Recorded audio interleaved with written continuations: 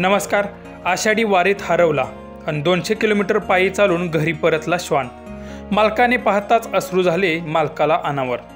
सविस्तर बातमी पुढे पाहण्याआधी चॅनलवरती तुम्ही नवीन असाल तर आपला आरजी मराठी न्यूज चॅनल जरूर सबस्क्राईब करून घ्या. संपूर्ण महाराष्ट्राचं आराध्य दैवत पंढरीचा पांडुरंग याची यात्रा नुकतीच पार पडली. यावेळी विठ्ठल भक्तांनी पंढरीत एकच गर्दी केली होती आणि याच आषाढी वारीकरिता कर्नाटकातील यमगर्णी या गावातील ज्ञानदेव कुंभार हे देखील वारीत सामील झाले होते.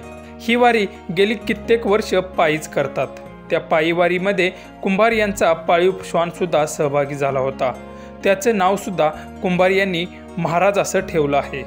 ही वारी पंढरपूर येथे पोहोचली आणि तेथील गर्दीमुळे कुंभार यांचा महाराज हा श्वान हरवला.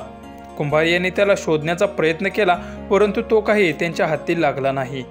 त्यानंतर कुंभार हे विठुरायाच्या दर्शनाची सांगता झाल्यानंतर ते घरी परतले, तेही श्वान महाराज याच्याशिवाय.